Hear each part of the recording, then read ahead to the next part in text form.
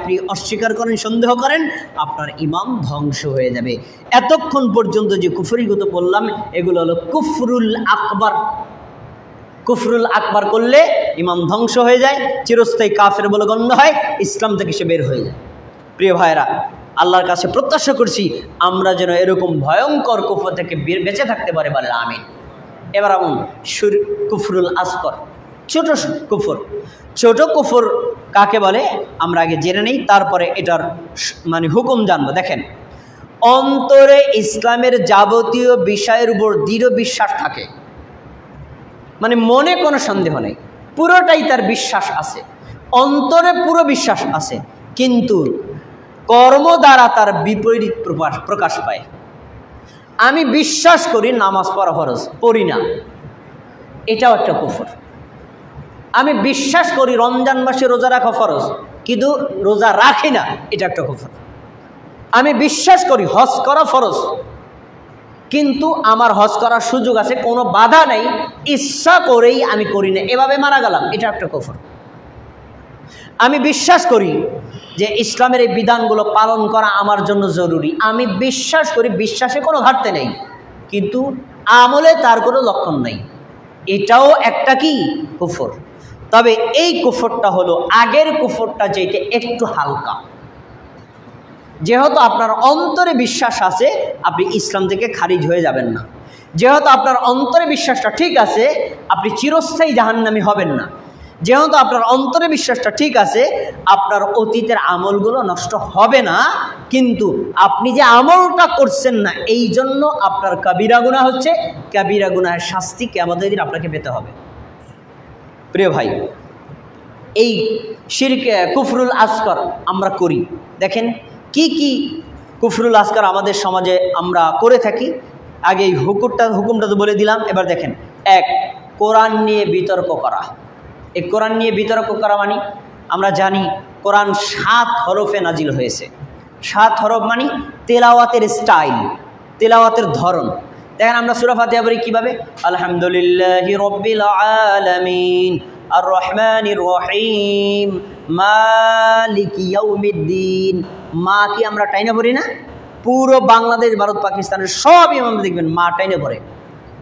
আর ওই আফ্রিকার, মধ্যপ্রাচ্যের কিছু কারিরা দেখবেন তারা এবার পড়ে মালিকি ইয়াউমিদ্দিন, মালিকি ইয়াউমিদ্দিন, মা টানে না। ওইটা 7 কেরাতের একটা কেরাত। এখন আপনি যদি বলেন, আপনি যদি মা না টানেন আর আমি যদি টানি, আপনি যদি ওই কেরাতের থিওরিতে না টানেন, ভুলবশত সেটা ভিন্ন কথা। আপনি যদি ওই কেরাতের থিওরিতে না টানেন আর আমি এই কেরাতের থিওরিতে টানি, আমি কখনো বলতে পারবো না এবারে তোরটা ঠিক না, আর আপনি কখনো আমাকে বলতে পারবেন না এবারে তোরটা ঠিক না। এই হলে মসজিদে ঘুষাঘুষি গিলাগিলি করতে পারবেন না, তাহলে আপনিও কুফরিতে লিপ্ত, আমিও কুফরিতে লিপ্ত। কি আপনাকে বুঝাইতে পারছি বিষয়টা? তাহলে কোরআন নিয়ে বিতর্ক করা, ঝগড়া করা, মারামারি করা, এটাও একটা কুফর। প্রিয় ভাইরা, এরপরে আসুন, মুসলিমকে হত্যা করা, এটা একটা কুফর। আমরা এইটাকে বলতে গেলে অনেকে অবাক হয়ে যাবে, মুসলমানকে হত্যা করা অন্যায় জানতাম, কবিরা গুনাহ জানতাম, কুফরও জানি না তো। জেনে রাখেন, মুসলমানকে হত্যা করা এটাও একটা কুফর। একেবারে স্পষ্ট হাদিস যে মুসলমানকে সিবাবুল মুসলিমি ফুসুকুন, মুসলমানকে গালি দেওয়া ফাসিকি, অকিতালুহু কুফরুন, মুসলমানকে হত্যা করা কুফরি, একেবারে স্পষ্ট হাদিস। এজন্য অন্যায়ভাবে কোনো মুমিনকে হত্যা করা যাবে না, অন্যায়ভাবে কোনো মুমিন মুসলমানকে হত্যা করা যাবে না। কিন্তু আমরা কারণে অকারণে সাধারণ বিষয় নিয়ে, এমনকি পেপারে পত্রিকা আসছে, আর রিক্সা ভাড়া দিবে 10 টাকা কম বেশি, 10 টাকা কম বেশি নিয়ে মানুষকে হত্যা করা, এরকম রেকর্ড বাংলাদেশে আছে না নাই? অথচ আমরা এটারে কুফরি মনেই করি না। জেনে রাখেন, আরে আপনার বেদাতি মুমিন হোক, মুশরিক মুমিন হোক, আপনার প্রচলিত যে তরিকারে মুমিন মুসলমান হোক, বংশগত মুমিন যদি সে বলে আমি মুমিন, বংশগত যদি বলে আমি মুসলিম, তাহলে তার জানের নিরাপত্তার দেওয়া আপনার জন্য ফরজ। আপনি কখনো তাকে হত্যা করতে পারবেন না। যদি হত্যা করেন, আপনি কুফরিতে লিপ্ত হয়েছেন, আপনি একটি বড় মারাত্মক কাবিরা গুনাহে লিপ্ত হয়েছেন। আপনি যদি বিশ্বাস করেন যে মুমিনকে হত্যা করা জায়েজ, আপনার ঈমানই শেষ। আর যদি বিশ্বাস করেন না হত্যা করাটা অন্যায় কিন্তু আমি ভুলক্রমে করে ফেলেছি, আপনার ঈমান ঠিক থাকবে। তাহলে এই কর্ম থেকে আমরা বিরত থাকার চেষ্টা করব। কখনো মুমিন মুসলিমকে হত্যা করা যাবে না। তারপরে 3 নম্বর হচ্ছে পাপ কাজে লিপ্ত হওয়া। আমরা এখানে যারা আছে, আমি যে খুতবা দিচ্ছি ভাই, আমিও কি কম বেশি পাপ করি নাই? আপনারা কি কম বেশি পাপ করেন নাই? পাপ করলেই ইসলাম থেকে খারিজ হয়ে যায় না, তবে পাপটা জানার পরে পাপের উপর অটল থাকা এটাও একটা কুফর। পাপ জানার পরে পাপটাকে নিয়মিত কন্টিনিউ করা এটাও একটা কুফর। কারণ আল্লাহ তাআলা নিষেধ করেছেন, আপনি আল্লাহর আদেশ নিষেধটাকে অমান্য করেই যাচ্ছেন, আল্লাহর আদেশটাকে মান্য করা হলো না, এই ক্ষেত্রে আপনি কুফরি করছেন। কিন্তু যেহেতু আপনি বিশ্বাস করছেন অন্যায়, আপনার ঈমানটা ঠিক আছে, কিন্তু এইটাও বড় ধরনের একটা কাবিরা গুনাহ। এজন্য নিয়মিত একজন মুমিন পাপে লিপ্ত থাকতে পারে না, মাঝে মধ্যে হয়ে যেতে পারে আপনার দ্বারা একটা পাপ হয়ে গেছে, পরক্ষণে আপনি আল্লাহর কাছে তাওবা করবেন, এই হায় আল্লাহ আমি কি করলাম, ভুল করছি, ক্ষমা করুন। আপনি যদি পাপ করতেই থাকেন, কোনো ধরনের অনুশোচনা না থাকে, এটাও একটা কুফর, এটা কুফরুল আসগর। প্রিয় ভাইরা, এখন আরও কিছু আছে কুফরুল আসগরের, যেমন কুফরির কিছু ধরন। কি কি কুফরির ধরন আছে দেখেন। কুফরির ধরন হলো 1 তাওহীদুর রুবুবিয়্যাহ বা প্রতিপালনের একত্বে কুফর।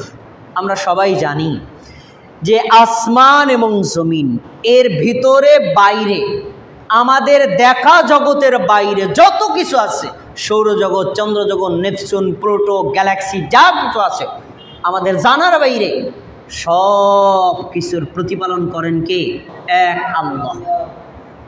এক আল্লাহ প্রতিপালন করেন, এই বিশ্বাস করা ঈমান। কিন্তু যদি কেউ বিশ্বাস করে যে না, এই পৃথিবীর বাইরে অথবা পৃথিবীর ভিতরে অথবা এই একটা জিনিসকে আল্লাহ ছাড়া অন্য কেউ প্রতিপালন করে, এটা হলো কুফরুল আকবারেরই একটা অংশ, কুফুরি একটা মারাত্মক ধরন। এই বিশ্বাস পোষণ করা যাবে না। তারপরে আছে তাওহীদুল আসমা ওয়াস সিফাত, আল্লাহর নাম এবং গুণাবলী। আমি প্রথমে বলে এসেছিলাম আল্লাহর নাম হচ্ছে রাজ্জাক, আমার নাম রাজ্জাক। তা আমি কিভাবে রাজ্জাক দেখেন, আপনাদের মসজিদে আমি খুতবা দিতে আসছি, আপনারা যাওয়ার সময় আমার যাতায়াত ভাড়াটা দিয়ে দিবেন। তো আমি ভাড়া দিয়ে মনে করেন ওই হোটেল থেকে কিছু খাবার কিনে বাড়িতে নিয়ে গেলাম, আমার ছেলে মেয়েদেরকে খাওয়াইলাম, তাহলে আমি আমার ছেলে মেয়ের জন্য রাজ্জাক, রিজিক দাতা। আপনারা তো আমার পরিবারের জন্য রাজ্জাক, রিজিক দাতা। মানে কি, আপনার টাকা দিয়ে আমি আপনার বাসার খাবার কিনছি না, রাজ্জাক। কিন্তু আমরা যে রাজ্জাক, আল্লাহ যে রাজ্জাক, ভিন্ন আছে না? একই রকম, ভিন্ন আছে। কিভাবে? আমরা যখন জমিনে যাই, জমিনে গিয়ে ফসল বুনি, ফসল অতপর সেটাকে মানে যত্ন করলে, নিড়ানি দিলে কিছুদিন পর সেই ফল ফলে, সেই ফল বিক্রি করে আমরা নিজেদের আহারের ব্যবস্থা করি। এই জমিনও আমাকে রিজিক দিল, তবে জমিন রিজিক কোনো দিনই দিতে পারতো না যদি আল্লাহ হুকুম করতেন একটা ফসলের দানাও থেকে গাছ হবে না। তাহলে এই জমিন কোনো দিন রিজিক দিতে পারতো না। তাহলে আমরা যে রিজিকটা দেই এটা হলো লৌকিক, আল্লাহ যে রিজিক দিন এটা হলো অলৌকিক। অলৌকিক রাজ্জাক আল্লাহকে বিশ্বাস করা ফরজ। কেউ যদি এই আল্লাহর এই রিজিকিয়াতের মধ্যে সৃষ্টিকে তুলনা করে, এটা একটা কুফর। এজন্য আল্লাহর নাম আর গুণের সাথে পৃথিবীর কাউকে, সৃষ্টির কাউকে কোনো ক্ষেত্রে তুলনা করা যাবে না। যদি করে, এটাও কুফরির একটা ধরন। 3 নম্বর তাওহীদুল উলুহিয়্যাহ, ইবাদতের তাওহীদ, এর বিপরীত করা হলো কুফর। আমরা আমাদের সমাজের অনেক মানুষেরা জানি আল্লাহ সৃষ্টি করেছেন, আল্লাহ খাওয়ান, আল্লাহ পড়েন, আল্লাহ নিরাপত্তা দেন, আল্লাহ বিপদ থেকে বাঁচান, আল্লাহ রোগ থেকে বাঁচান, আল্লাহ অসুস্থ থেকে সুস্থতা করেন, আল্লাহ আমাদেরকে বিভিন্নভাবে উদ্ধার করেন, এটা বিশ্বাস করি। কিন্তু তারা এই বিশ্বাস করার পরেও রুকু করে আল্লাহ ছাড়া গয়রুল্লাহ, সেজদা করে আল্লাহ ছাড়া গয়রুল্লাহ, দোয়া করে আল্লাহ ছাড়া গয়রুল্লাহর নিকটে গিয়ে, এমন লোক কি নাই? আছে। এই শিরকে যারা লিপ্ত, এটাও স্পষ্ট একটা কুফর। প্রিয় ভাইরা, এরপরে 4 নম্বর মুহাম্মদ সাল্লাল্লাহু আলাইহি ওয়াসাল্লামের রিসালাতের কুফর। মুহাম্মদ সাল্লাল্লাহু আলাইহি ওয়াসাল্লাম আল্লাহর নবী এবং রাসূল, এইটুকু বিশ্বাস করলে আপনার ঈমান হবে না। কি বিশ্বাস করতে হবে? মুহাম্মদ সাল্লাল্লাহু আলাইহি ওয়াসাল্লাম হলেন সর্বশেষ এবং চূড়ান্ত নবী এবং রাসূল। যদি আপনি এই বিশ্বাস না করেন, তাহলে মনে নিতে পারবেন যে নবী সাল্লাল্লাহু আলাইহি ওয়াসাল্লামের পরে 30 জন লোক মিথ্যা নবুয়াত দাবি করেছিল। তার ভিতরে ভারতের একজন আছে, পাঞ্জাবের প্রদেশের বাড়ি, তার নাম গোলাম আহমদ কাদিয়ানী। সে নিজেকে নবী বলে দাবি করেছে। আমিও একজন নবী, মুহাম্মদ সাল্লাল্লাহু আলাইহি ওয়াসাল্লাম যেমন একজন নবী, অনুরূপ আমিও একজন নবী। তো এই যে উনি নবী বলে দাবি করলো, আপনি যদি মুহাম্মদকে চূড়ান্ত সর্বশেষ নবী বলে বিশ্বাস না করেন, অ্যাঙ্গেলে মেনে নিলেন, গোলাম আহমদ কাদিয়ানীও নবী হতে পারে, এটাও একটা কুফর। এজন্য রিসালাতের উপর বিশ্বাস করা ঈমান, রিসালাতের বিপরীত বিশ্বাস করা কুফর। এটা কুফরের ধরন বললাম। 5 নম্বর, আল্লাহ এবং তার রাসূলের বিধানের উপর অসন্তুষ্টি প্রকাশ করা কুফর। আল্লাহ তাআলা কোরআন মাজিদে যে বিধান দিয়েছেন, নবী মুহাম্মদ সাল্লাল্লাহু আলাইহি ওয়াসাল্লাম হাদিসের মাধ্যমে যে বিধানগুলো দিয়েছেন, আর এই বিধানগুলো আপনার বিবেকের সাথে সামঞ্জস্যশীল হোক অথবা নাই হোক, আপনার ভালো লাগুক অথবা নাই ভালো লাগুক, আপনার পছন্দসই হোক অথবা নাই হোক, আপনি এগুলোকে সন্তুষ্ট চিত্তে মেনে নেবেন। যদি মেনে না নেন, আপনার ঈমান হবে না। এজন্য আল্লাহ নবী সাল্লাল্লাহু আলাইহি ওয়াসাল্লাম একটা দোয়া শিক্ষা দিয়েছেন আমাদের জন্য, রাদিতু বিল্লাহি রাব্বা, আমি আল্লাহকে সন্তুষ্ট চিত্তে রব হিসেবে মানলাম। ওয়াবিল ইসলামি দীনা, ইসলামকে আল্লাহর সন্তুষ্ট, আল্লাহর দিন হিসেবে আমি সন্তুষ্ট চিত্তে মেনে নিলাম। আর অবি মুহাম্মাদিন নাবিয়্যা ওয়া রাসূলা, মুহাম্মদকে আমি নবী এবং রাসূল হিসেবে সন্তুষ্ট চিত্তে খুশি মেনে নিলাম। জোর করে আমাকে কেউ মানায় নাই। তাহলে কেউ যদি আল্লাহ এবং আল্লাহ রাসূলের বিধানের উপর অসন্তুষ্ট হয়, অখুশি হয়, এটা একটা কুফর। প্রিয় ভাইয়েরা, এবার যাব আমরা কুফরের কিছু প্রকাশ। কি কি কর্মের মাধ্যমে মানুষের কুফর হয়, কোরআনে আল্লাহ তার কিছু তালিকা দিয়েছেন।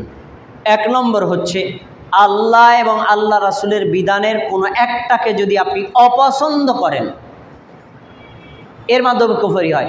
কোরআনে তার বিধান দিয়েছেন, যেমন সূরা মুহাম্মদ 8 এবং 9 নম্বর আয়াত আল্লাহ কি বলছেন, আল্লাযীনা কাফারু ফাতাসাল্লাহুম ওয়া আদাল্লা আমালাহুম, আল্লাযীনা কাফারু, যারা কুফরি করেছে, ফাতাসাল্লাহুম, তাদের জন্যই ধ্বংস।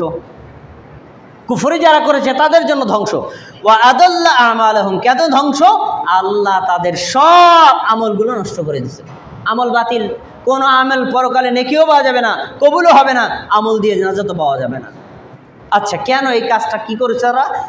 যালিকা বিআন্নাহুম কারিহু বিমা মা আনজালাল্লাহ। কেন? কারণ হলো আল্লাহ তাদের কাছে যা নাজিল করেছিল, ইহুদিদের কাছে আল্লাহ নাজিল করেছিলেন তাওরাত, খ্রিস্টানদের কাছে আল্লাহ নাজিল করেছিলেন ইনজিল, দাউদ আলাইহিস সালামের কাছে আল্লাহ নাজিল করেছিলেন জাবুর, মুহাম্মদ সাল্লাল্লাহু আলাইহি ওয়াসাল্লামের উপর আল্লাহ নাজিল করেছেন কোরআন, ইব্রাহিম আলাইহিস সালামের উপর আল্লাহ নাজিল করেছেন সহিফা। আরও অন্যান্য নবী রাসূলদেরকে আল্লাহ যে বিধানগুলো দিয়েছেন, ওই বিধানের যে কোনো একটা যদি আপনার অপছন্দ হয়, অখুশি হন, আপনি একটাকে ডিসলাইক করেন, তাহলেই কুফরি হবে। এতে কি হবে? আল্লাহ বলছেন ফাহবাতা আমালাহুম, এই কারণে তাদের আমলগুলো আল্লাহ পুড়ে ছাই করে দিয়েছেন।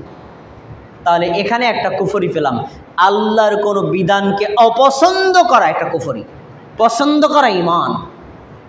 এবার 2 নম্বর, কুফরুল ইস্তিকরার, অহংকারের কুফর। অহংকার করলে অনেক সময় কুফর হয়। ঘটনা আপনাদের জানা আছে, ওয়াইদ কুলনা লিল মালাইকাতি ইসজুদু লিআদম, আমি যখন আদমকে সৃষ্টি করলাম, তার দেহে রূহ দিলাম, অতঃপর ফেরেশতাদেরকে বললাম উসজুদু লিআদম, আদমকে সিজদা করো। ফাসাজাদু, সব ফেরেশতারা আদমকে সিজদা করলো, একজন সিজদা করে নাই। সে কে? ইবলিস। আবা, অস্বীকার করলো, ওয়াস্তাকবারা, অহংকার করলো, ওয়া কানা মিনাল কাফিরিন, এরপরে লোকটা কাফের হয়ে গেল। তাহলে এখানে গেল 2টা পয়েন্ট, সে অস্বীকার করেছে আবার অহংকার করেছে। অহংকার করলো কিভাবে? যখন আল্লাহ তাআলা বললেন আদমরে সিজদা কর, তখন ইবলিস কিন্তু ফেরেশতা না, সে হলো জিন জাতি। ইবলিস বলছে, আল্লাহ খলাকতাহু মিন তিন ওয়া খলাকতানি মিন নার, আমাকে সৃষ্টি করেছেন আগুন থেকে, তাকে সৃষ্টি করেছেন মাটি থেকে। আরে মাটি উপরের দিকে নিক্ষেপ করলে নিচে পড়ে যায়, আর আগুন ধরাইলে উপরের দিকে দাউ দাউ করে ওঠে। তাহলে আগুন কি মাটির সামনে মাথা নত করে? যদি করে তাহলে কি তার প্রেস্টিজ থাকে? এটা কি? অহংকার। এটা কি? অহংকার। আজকে আমি ধরেন এখান থেকে নেমে গেলাম, আমি নামার পরে যদি আমি আসরের নামাজ এখানে নামাজ পড়তে আসি, আপনার মসজিদের মুয়াজ্জিন যদি নামাজ পড়ায়, আমি যদি পিছনে নামাজ পড়ি, আপনি যদি আমি ভাবি এটা কি আমার একটা প্রেস্টিজ হইল নাকি? আমি মসজিদের খতিব, আমি নামাজ পড়াইলাম না, একজন মুয়াজ্জিন গিয়ে আমি নামাজ পড়াইলে আমার সম্মানটা কি থাকে? এটা অহংকার। এই অহংকার করাটাও একটা কুফর। আল্লাহর বিধানের সামনে অহংকার করা কুফর। এই কাজ যারা করে, এটা করলে তার ঈমান ধ্বংস হয়ে যায়। তো সেদিন ইবলিস অহংকারের সাথে বলেছিল, আমি কিভাবে আদমকে সিজদা করি, আমার একটা সম্মান মর্যাদা আছে না? অথচ সেটা ছিল আল্লাহর হুকুম। আল্লাহর হুকুম পালন করাটাই সম্মান, আর এর বিপরীত করাটা হলো অহংকার আর কুফর। এরপরে কুফরুশ শাক, সন্দেহের কুফর। আমি বলে এসেছি পিছনে যে কোরআন মাজিদে ৬,২৩৬টা আয়াত আছে, সবগুলো আয়াত অস্বীকার করা কুফর। আপনি যদি ভাবেন না সবগুলো আয়াত মানি, একটা আয়াত আমি মানি, ওইটাও কুফর। এই জন্য আল্লাহ বলছেন, ওয়াইন কুনতুম ফি রাইবিম মিম্মা নাযালনা আলা আবদিনা ফাতু বিসূরাতিম মিন মিসলিহি। আমি আমার বান্দা মুহাম্মদ সাল্লাল্লাহু আলাইহি ওয়াসাল্লামের উপর যে কিতাব নাজিল করেছি, এই কিতাবের মধ্যে আয়াত আছে, সূরা আছে। তোমরা যদি সন্দেহ করো এটা মুহাম্মদ সাল্লাল্লাহু আলাইহি ওয়াসাল্লাম নিজে বানাইছে, পারলে একটা আয়াত বানায় আনো, পারলে একটা সূরা বানায় আনো, একটা বানায় দেখাও তো এই যে বানাইছি। অতীতেও পারে নাই, আজকেও পারবে না। তার মানে বোঝা যাচ্ছে যে কোরআনের কোনো বিধান, কোরআনের কোনো সূরা, কোরআনের কোনো আয়াতের ব্যাপারে সন্দেহ করাটাও কুফর। সন্দেহ করা যাবে না, এটা আল্লাহর পক্ষ থেকে এসেছে, নিঃসন্দেহে নিঃসংকোচে বিশ্বাস করা ফরজ। তারপরে কুফরুল ইরাস, অবজ্ঞা করা, অবহেলা করা, ভালোবাসা বিপরীত প্রকাশ করা। ভালোবাসতে হবে আল্লাহকে, ভালোবাসতে হবে নবীকে, ভালোবাসতে হবে আল্লাহর বিধানকে। আপনি যদি বিপরীত ভালোবাসেন, আপনার আল্লাহর বিধানকে অবজ্ঞা করা হবে। দেখেন আল্লাহ কি বলছেন সূরা তাওবা, ইয়া আইয়ুহাল্লাযীনা আমানু লা তাত্তাখিযু আবাআকুম ওয়া ইখওয়ানাকুম আউলিয়া ইন ইসতাহাব্বুল কুফরা আলাল ঈমান। হে মুমিনগণ, তোমার বাবা, তোমার ভাই, তোমার মা, তোমার ছেলে, তোমার পরিবারের সদস্যরা যারা ইমানের চাইতে কুফরিকে বেশি ভালোবাসে, ইমানকে বেশি ভালোবাসবে, তারা ইমানকে ভালোবাসে না, তারা ইসলামকে ভালোবাসে না, তারা কুফরকে ভালোবাসে, শিরিককে ভালোবাসে। এই পর্যায়ের যারা বাবা আছে, ভাই আছে, বোন আছে, মা আছে, কন্যা আছে, স্ত্রী আছে, শোনো, তাদেরকে তোমরা কখনো অভিভাবক বানাবা না, তাদেরকে অভিভাবক বানাবা না। ওয়ামাইয়াতাওয়াল্লাহুম, যারা তাদেরকে অভিভাবক বানায়, কাফেরকে অভিভাবক বানায়, বেঈমানকে অভিভাবক বানায়, মুশরিককে অভিভাবক বানায়, ফাউলাইকা হুমুজ জালিমুন, তারাই হলো জালিম। তাহলে এখানে বোঝা যাচ্ছে কুফরিকে ভালোবাসা যাবে না, কুফরিকে অগ্রাধিকার দেওয়া যাবে না, দিতে হবে ইমানকে অগ্রাধিকার। এর বিপরীত করলে ইমান ধ্বংস হবে, যার নাম হলো কুফর। এরপরে ৫ নম্বর নেফাকি করা। আমি আলোচনার মধ্যে বলে এসেছি, একটা হলো এতেকাদি নেফাক, বিশ্বাসগত নেফাক। বিশ্বাসগত নেফাকি করা হলো একটা কুফর। দেখেন, একজন ব্যক্তির নাম আপনারা সবাই জানেন, বর্ণিত আছে সূরা তাওবা ৮০ নম্বর আয়াত। তার নাম হলো আব্দুল্লাহ ইবনে উবাই। আব্দুল্লাহ ইবনে উবাই মদিনার শাসক হওয়ার নেশায় মদিনায় বসবাস করা শুরু করছে। মুহাম্মদ সাল্লাল্লাহু আলাইহি ওয়াসাল্লাম আসার কারণে সব মানুষগুলো ইসলামের প্রতি ঝোঁকার কারণে সবাই আমাদের নবীকে জাগতিক নেতা, ধর্মীয় নেতা দুইটাই মেনে নিছে। এজন্য আর আলাদা কোনো রাষ্ট্রপ্রধানের দরকার হয় নাই। কারণ আব্দুল্লাহ ইবনে উবাই ভাবলো, এই মুহাম্মদ আসার কারণে আমার রাজত্ব চলে গেছে। এজন্য আব্দুল্লাহ ইবনে উবাই মুহাম্মদ সাল্লাল্লাহু আলাইহি ওয়াসাল্লামকে নবী হিসেবে বিশ্বাস করতে পারে নাই, মানতে পারে নাই, আনুগত্য করতে পারে নাই, কিন্তু প্রকাশ দেখাইছে। নামাজ পড়তো ৫ ওয়াক্ত, মুখে বলতো আমি মুমিন, ৫ ওয়াক্ত নামাজ পড়তো। কার পিছনে? আমাদের নবীর পিছনে। এই আব্দুল্লাহ ইবনে উবাই ছিল টাটকা খাঁটি মুনাফিক, বিশ্বাসগত মুনাফিক। এই আব্দুল্লাহ ইবনে উবাই মারা যাওয়ার মানে মৃত্যুর আগে ওসিয়ত করে গেছে, এই তোমাদের নবীর বলে দিবা তার গায়ে যে জুব্বাটা আছে না, আমার কাফনটা যেন ওই জুব্বা দিয়ে দেয়। এ কথা বলছে কারে? তার আপন ছেলেরে, আর আপন ছেলে খাঁটি মুমিন। আব্দুল্লাহ ইবনে উবাইয়ের আপন ছেলে কি? খাঁটি মুমিন। আর সে হলো খাঁটি মুনাফিক। তো এখন ছেলে এসে বলছে, আমার বাবা মারা গেছে, হে নবী, সে ওসিয়াত করে গেছে আপনার জুব্বাটা যদি দিতেন তাহলে এই জুব্বা দিয়ে আমি তাকে দাফন দিতাম। মুহাম্মদ সাল্লাল্লাহু আলাইহি ওয়াসাল্লাম সরল সহজ মানুষের মানুষ, কখনো বক্রতা বুঝতেন, ব্যবহার করতেন না। তিনি জানতেন লোকটা টাটকা মুনাফিক, এই পোশাক দিলে কিছুই হবে না, কিন্তু কেন দিয়েছেন? এই জন্য দিয়েছেন লোকটা যেহেতু মুখে দাবি করতো আমি মুমিন, সে যদি একটা দাবি করে তার দাবিটা আমি পূরণ না করি তাহলে বাকি মুমিনরা আমার ব্যাপারে আস্থাহীন হয়ে যাবে। আচ্ছা ঠিক আছে দাও, পোশাক খুলছে আর ওমর বলছে নবী তাকে পোশাক দিবেন না, জানাজাও আপনি পড়াবেন না, কঠোর ভাষায় ওমর নিষেধ করছে আমাদের নবীর। অত নবীর সামনে কথা বলার কেউ আছে? ওমরও জানতেন লোকটা টাটকা মুনাফিক, তার জন্য কেন জানাজা পড়াবে? আল্লাহ তাআলা কোরআনের আয়াত নাজিল করছেন। এই আয়াত নাজিল করার আগে আমাদের নবী বলছেন শোনো, আরে লোকটা জুব্বা চাইছে জুব্বাও দেবো, জানাজাও পড়াবো, এমনকি তার জন্য ক্ষমাও চাইবো, লাগলে 70 বার ক্ষমা চাইবো। তারা যদি আল্লাহ ক্ষমা করে দেয় আমার কোনো ক্ষতি নেই, দুনিয়াতে সে আমার ক্ষতি করছে কি সে যদি মাপ পেয়ে যায় আমার কোনো দোষ কি? এত বড় উদার মনের মানুষ আমাদের নবী। তো যখন এই কথা তিনি বলেছেন না, তখন আল্লাহ কোরআনের আয়াত নাজিল করেছেন। মুমিন ভাইয়েরা শোনেন, এখান থেকে একটা শিক্ষা আছে। ইস্তাগফির লাহুম, আপনি যদি মুনাফিকদের জন্য ক্ষমা চান, আওলা তাস্তাগফির লাহুম, তাদের জন্য ক্ষমা নাও চান, ইন তাস্তাগফির লাহুম 70 মাররাতান, যদি মুনাফিকদের জন্য 70 বারও ক্ষমা চান, ফালাইয়াগফিরাল্লাহু লাহুম, আল্লাহ কখনো তাদেরকে ক্ষমা করবেন না। তাহলে নেফাকি কত বড় ভয়ঙ্কর অপরাধ যে নবীও যদি ক্ষমা চায় একবার না 70 বার ক্ষমা চাইলেও ক্ষমা করা হবে না। কি বুঝতে পারলেন নেফাকি কত বড় ভয়ঙ্কর? তো এরপরে বলছেন যালিকা বিআন্নাহুম কাফারু বিল্লাহি ওয়া রাসূলিহি, কেন? তারা আল্লাহকে অবিশ্বাস করেছে, নবীকে অবিশ্বাস করেছে। আল্লাহু লা ইয়াহদিল কওমাল ফাসিকিন, আল্লাহ ফাসিক কওমকে কখনো এই হেদায়েত দান করেন না। প্রিয় ভাইরা, তাহলে বোঝা যাচ্ছে নেফাকি করাও একটা কুফর। সর্বশেষ একটা গুরুত্বপূর্ণ কুফরের কথা বলবো, যেই কুফরই তো আমরা অনেকে অহরহ লিপ্ত, এখানে অনেকে আছেন লিপ্ত। কি? কোনো মুমিন মুসলিম ভাইকে কাফির বলা, ইন্ডিকেট করে।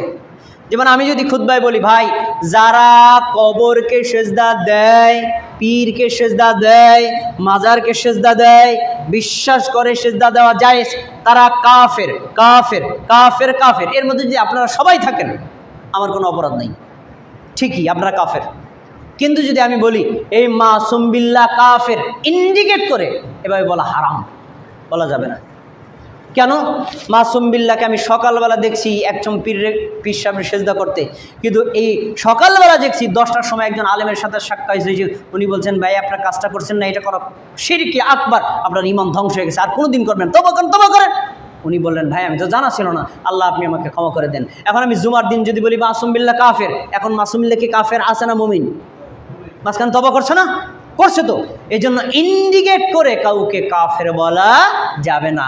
এর নাম হলো তাকফীর, কুফর আর তাকফীর।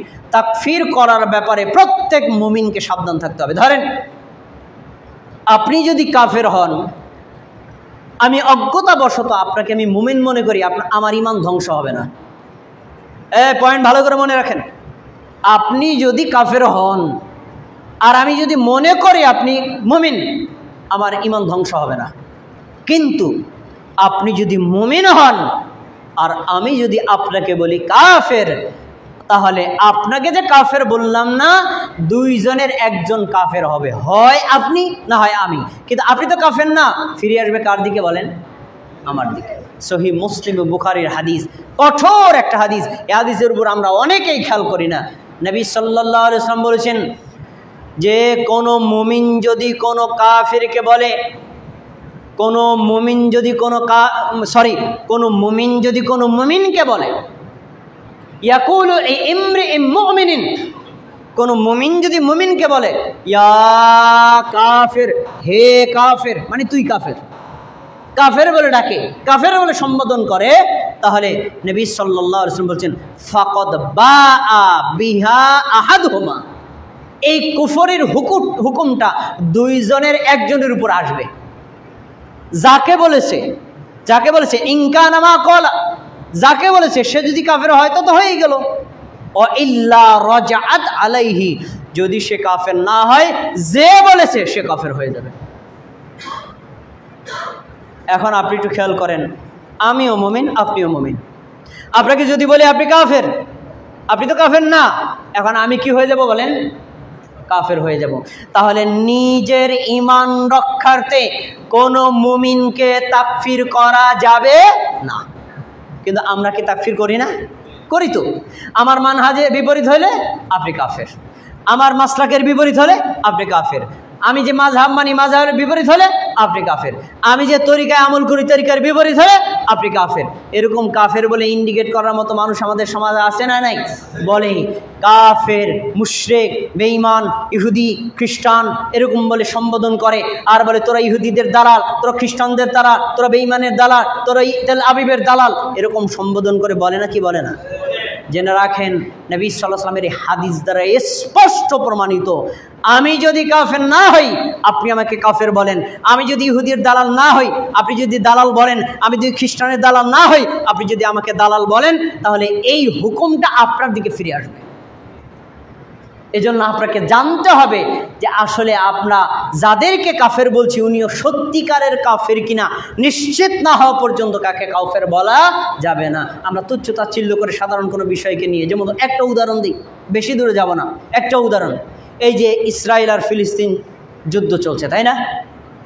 যুদ্ধ চলছে, আমরা আহলুল হাদিস আলেমরা শুধু একটা পয়েন্ট বলেছি যে যুদ্ধ চলছে, কিন্তু হামাসের আগ বাড়িয়ে যুদ্ধটা বাঁধানো ঠিক হয় নাই। আগ বাড়িয়ে যে যুদ্ধটা বাঁধলো, কারণ এই যখন আগ বাড়িয়ে হামাস হামলা করলো তখন ইহুদি মাত্র 7 জন লোক মারা গেছে। কয়জন? 7 জন লোক।